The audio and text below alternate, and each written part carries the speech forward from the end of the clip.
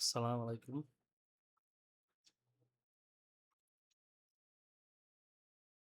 Market overview 23 July 2026। Market বেশ peculiar react করছে। কেন বলতেছি পিকুলিয়ার? এক্সপেকটেশন ছিল এই লোগুলা গ্যাপ করতে যাবে, যায় নাই।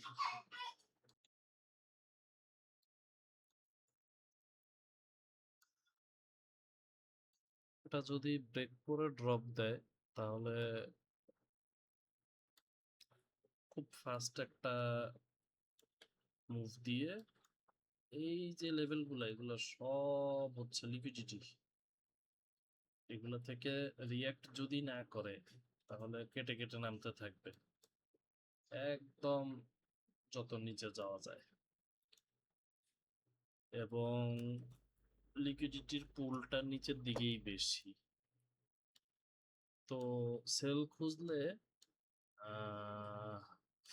তিনটা সেলিং জোন আমি দেখতেছি। এই স্ক্রিনশটটা খুব ইম্পর্ট্যান্ট। এইখানে, এখান থেকে সেল নিতে পারলে, কারণ এটা ইনডিউসমেন্ট। এই দুইটা থেকে সেল, এই দুইটা পয়েন্ট থেকে সেল, যেটা সম্ভাবনা কম, সম্ভাবনা বেশি এখান থেকে সেল আসবে। এইটা ইনডিউসমেন্ট হইলে তার মানে পারফেক্ট, এটা সম্ভাবনা কম তা না। এখানে ঘটনাটা হচ্ছে কি, এই জায়গায় যদি সারা রাত পার করে এবং কালকে সকালে এশিয়া সেশন এখান থেকে ড্রপ দেয়, তবে আমার কিঞ্চিত মানে এক্সপেকটেশন হচ্ছে এখান থেকে ড্রপ দেওয়ার।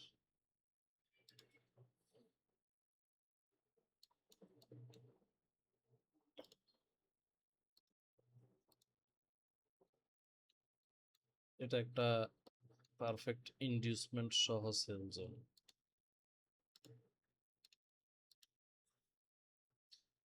এখন আজকে রাতে আশা করতেছি এই জোনটার ভিতরে এএমডি সাইকেল ক্রিয়েট করুক, জিগজ্যাগ করে এখান থেকে যদি ড্রপ দেয়।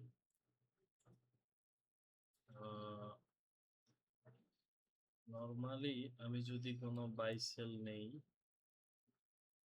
তাহলে এসএলটা কিভাবে সেট করি সেটা এক্সপ্লেন করার চেষ্টা করব। আপাতত এই ধরনের মার্কেটে আমি পারফেক্ট না, এবং ব্যস্ততার কারণে সবসময় মার্কেটে থাকিও না, ডেইলি ট্রেড পাচ্ছি না। মার্কেট একটু দেখি, দেখে যদি মনে হয় যে না আমার সাপোর্টে আছে বা আমার এন্ট্রি নেওয়ার মতো সেটআপ আসতেছে, তাহলে সেটআপ নেই, না হলে নেই না। এই ক্ষেত্রে সেটআপ না নেওয়ার সবচেয়ে বড় লজিক হচ্ছে মার্কেটে এমডি সাইকেল কাজ করতেছে না। মার্কেট ক্লিয়ার উঠতেছে, ক্লিয়ার নামতেছে, কোনো ম্যানিপুলেশন হচ্ছে না। ম্যানিপুলেশন হইলেও সেগুলা এশিয়া সেশনেই বড় বড় মুভ দিয়ে পুরো দিনটা নষ্ট করে দিচ্ছে। আজকে চান্স ছিল ছোট একটা এশিয়া সেশন, তারপরও কন্টিনিউয়াসলি ড্রপ দিচ্ছে। এই যে এখানে এটা ব্রেক হবে প্রচন্ড স্ট্রেংথ নিয়ে। এখন যদি রাত্রে ব্রেক না করে, জমায় রাখে অর্ডারগুলা, এর নিচে প্রচুর লিকুইডিটি জমছে, আশা করতেছি দারুণ একটা ড্রপ দিবে। এবং এখানে অ্যালার্ট দিয়ে রাখতেছি, যদি এখানে আসে অ্যালার্ট বাজে তাহলে সেল খুঁজবো। আর যদি এখানে উপরে উঠে যায় তাহলে আর কোনো সেল খুঁজবো না, লাস্ট সেল খুঁজবো এখানে। এতটুকুই, ঠিক আছে।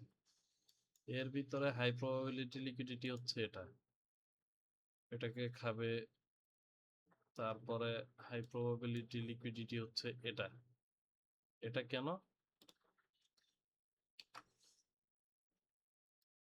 এটা হচ্ছে ডাবল বটম, এই যে ডাবল বটম, সো এটাও হাই প্রবাবিলিটি লিকুইডিটি, এবং এই জোনটা একটা মোটামুটি ভালো। এখান থেকে যদি রিয়েক্ট দেয় তাহলে বাই করব, ভালো বেয়ার বুলিশ জোন। আচ্ছা, এখানে এই জিনিসগুলো তো আপাতত আর দরকার নাই।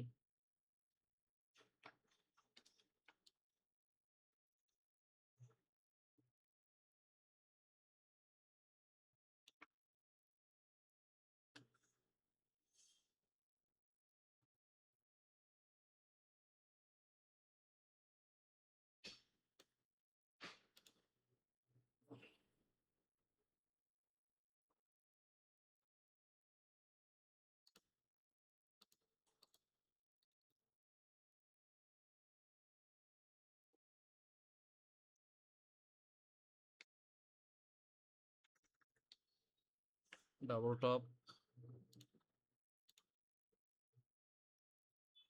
এই দুইটা মিলে এটাকে ভ্যালিড করে দিছে। এক ধরনের এক্সপেক্ট করতেছি, সেটা হচ্ছে বড় বাই সেল আসতেছে। এখান থেকে বাই নিয়ে এতটুকু হোল্ড করব, অথবা এখান থেকে সেল নিয়ে এতটুকু হোল্ড করব। সেলটা এখান থেকেও আসতে পারে, রিঅ্যাকশন দেখে অ্যাকশন। আপাতত এখানে তেমন সেল নাই, এই জায়গা থেকে একটা ছোট্ট সেল খুঁজতে পারি, এখান থেকে এতটুকু পর্যন্ত।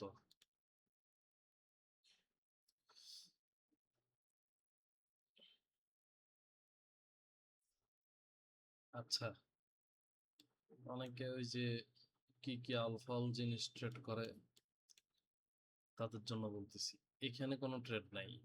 কেন? এটা দেখেন, লন্ডন সেশন একটা সাপ্লাই ক্রিয়েট করছে, এখান থেকে হিউজ সেল প্রেসারে এখানে এসে ইনডিসিশনে ভুগছে লাস্টের কয়েক ঘন্টা। নিউ ইয়র্ক সেশন ওপেনের পর যেই সেলটা আসছে, এটা আবার একটা সোর্স অফ সাপ্লাই। সো এই জিনিসগুলো এত ইম্পর্টেন্ট না, এখানে ইম্পর্টেন্ট হচ্ছে এটা।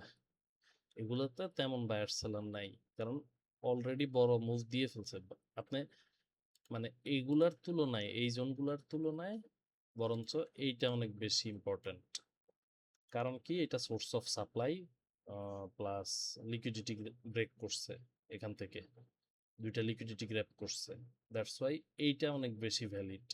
কিন্তু আমি এটাকেই ভ্যালিড ধরতেছি না, সেখানে এগুলো তো গণাতেই আসবে না আমার হিসাবে। যেমন ধরেন এই যে এটা একটা অর্ডার ব্লক, এই অর্ডার ব্লক আমার কাছে 2 টাকারও দাম নাই। এখান থেকে হ্যাঁ আসতে পারে রিঅ্যাকশন দেখে অ্যাকশন, কিন্তু আমার হিসাব হচ্ছে সেখানে এই যে সাপ্লাইটা, এই সাপ্লাইটাকে লিকুইডেট করে তারপরে নামতেছে। মানে আমার ব্যাখ্যাটা এরকম হবে না যে এই অর্ডার ব্লকটাকে রেসপেক্ট করছে, কারণ টাইম এন্ড প্রাইস একটা কথা সবসময় বলি, বিকাল 4টা বাজার অর্ডার ব্লক এত ইম্পর্টেন্ট না।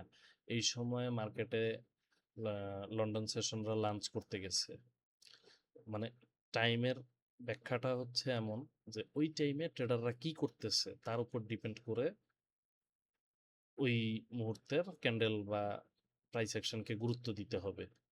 তো ওদের সেশন শুরু হয় 1টা বাজে, আর ওদের বাংলাদেশ টাইম 1টা বাজে, আর বিকাল 4টা বাজে ওরা হালকা স্ন্যাক্স খেতে বের হয়ে যায়।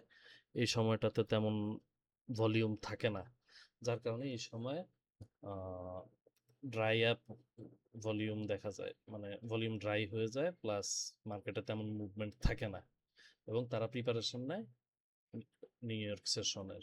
দ্যাটস ওয়াই এটার চেয়ে এটা বেশি ইম্পর্টেন্ট। এটা যদি লিকুইডেট হয়, এখান থেকে যদি সেলও আসে, তার মানে এই না যে এই সেলাররা আবার পুশ করছে, এখানে গুরুত্বপূর্ণ বায়ার সেলার নাই, কিন্তু এই জায়গাটায় আছে। যদি আসলে এই সপ্তাহ অফিস খুব চাপে ছিলাম, আর মার্কেট কন্ডিশনও ফেভারে ছিল না, যার কারণে অত বেশি বসি নেই। বসলে অ্যাসেল খাইতাম, কারণ মার্কেট কন্ডিশন ফেভারে না থাকলে আমি দেখছি আমি অ্যাসেল খাই। এখন কালকে যদি এখান থেকে সেল দেয়, তাহলে এক্সপ্লেইন করব যে অ্যাসেলটা কিভাবে আমি ম্যানেজ করি। আমার অ্যাসেল ম্যানেজমেন্ট অনেক অ্যাগ্রেসিভ। ওই জিনিসটা এক্সপ্লেইন করলে অনেকের উপকার হতে পারে। এটা ইম্পর্টেন্ট না। এই জাতীয় অর্ডার ব্লকগুলো এগুলো ইম্পর্টেন্ট না।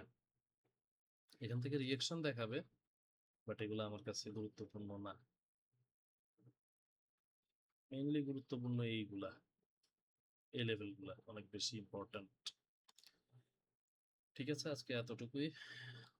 যদি আগামীকাল থেকে শুক্রবার, আগামী সপ্তাহে একটু সুযোগ পাবো ট্রেডে বসার, ইনশাল্লাহ আবার নিয়মিত অ্যানালাইসিস শেয়ার করার চেষ্টা করব। আসসালামু আলাইকুম।